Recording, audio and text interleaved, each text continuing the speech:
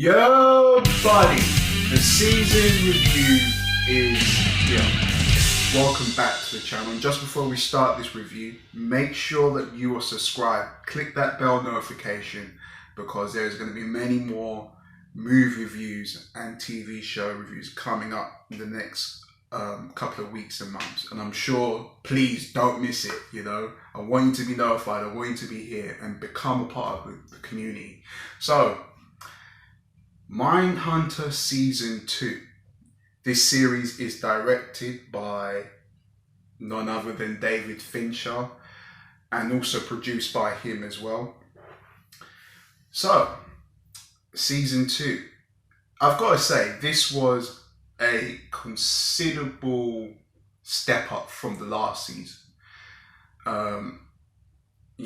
Jonathan Groff, Holt McCannany, Anna Torv, Joe Turl, they're all great in their respective roles. And on their behalf, on their acting, they absolutely knock out the park. And I've got to say, the overall suspension in this season has been taken to a whole new level, a whole new ante in general. One episode in particular that I really thoroughly enjoyed was episode 2. I mean, brilliant use of cinematography, the focus and the blur was on point. Just everything about it was just gritty and just really made you feel the pain for the victim, who goes on and talks about the BTK killer. And it's just soul crushing. You could never imagine putting yourself in a situation like that. And you know what? I just want to put a little bit of respect on David Fincher's name, because this man, he absolutely has an eye for writing talent. I mean, the writing that's in this season is absolutely phenomenal. All the dynamics of how you're meant to tell a story, how you're meant to make characters likable and unlikable and give them a great character arc is all within this very show. And you gotta take your hat off to him. In particular, during this season, I really enjoyed the Louisiana case and really just the corruption that is behind it. Not everything is what it seems. And how certain politicians deal certain hands to kind of not taint their image. I thought that was very interesting, and how the community, had to ultimately pull together and create a sense of unity to get the job done. And what I think they find new and interesting ways of flooring Holden, which was interesting, and also the head of the BSU puts Holden at the very forefront with his ideas. And in this season, he's pretty much left to his own powers to be the mad scientist that he wants to be, and that was really intriguing. And near the end of the episode, you really see him starting to come into his own. That's how to pronounce it in American, Bill Tench. I think within this season, he's pretty much the linchpin of this whole entire season. The whole fact of he has to meet ends meet with his job, but not only that, he has to meet ends meet with the fact that he has a family. And obviously, if you've seen the season, you see the overall predicament that he ends up in. And I think that's when the show finds another way of flooring his character. Just when you thought things could be hard enough for him, they get even more harder. And they always find new and intriguing ways to pull characters' arms and in different directions where it feels like they're suffocating. And to lead on to that when Bill's character really did become flawed was that whole episode in episode 4. that left my jaw completely dropped. That was a phenomenal episode.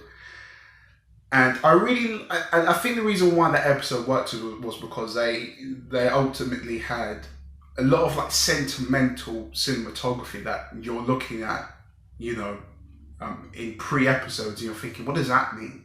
And then obviously the directing and the producing side of David Fincher, he can add up the strings, and you know, the pictures that you've been looking at, or the images that you've been seeing, all leads up to this one moment.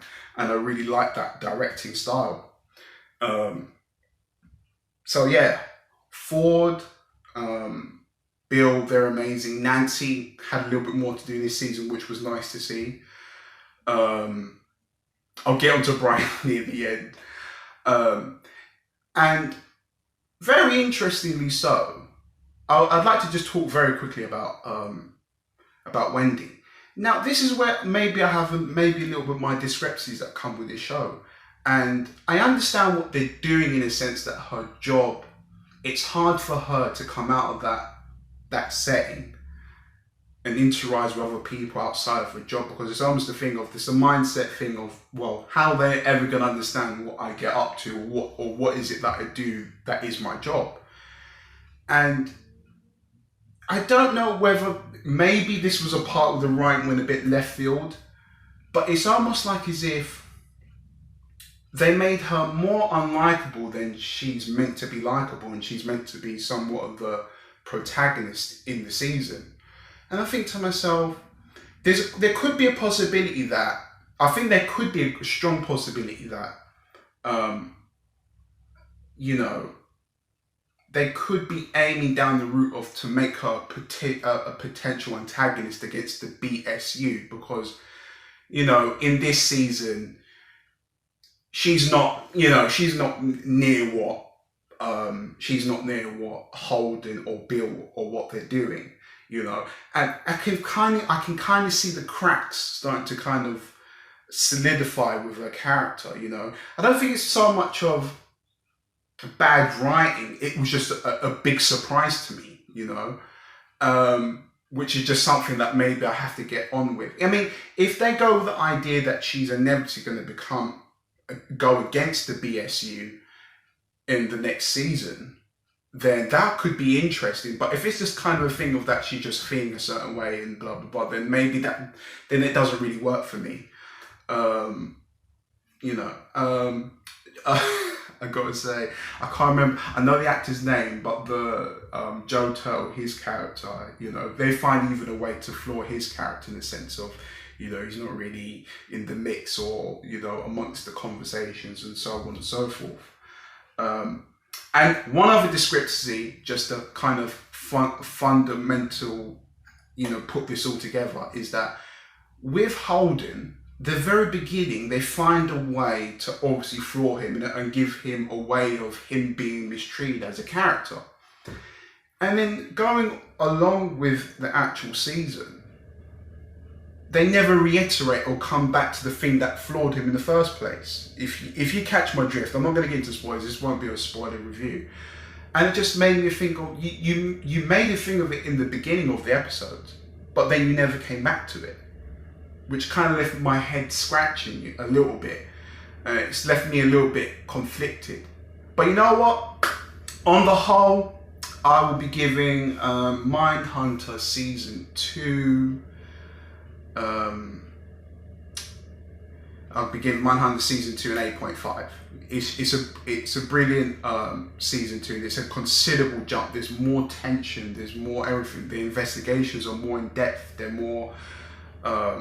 you know, there's so much more suspense. You know, and episode 5 is brilliant. We get to see Charles Manson. The whole season is a knockout, and then ultimately, the last 3 episodes with the Louisiana case is absolutely brilliant. And if you have not gone to Mindhunter, I really do suggest you do. You cannot go wrong with it. It's up there. It's top tier for the streaming services. You know, it's brilliant. But yeah, guys, you're gonna see a little annotation box come up here, a little hybrid of Batman and Iron Man. Make sure you subscribe, and click here if you want to see more. Like, comment, subscribe, and I'll see you in the next one.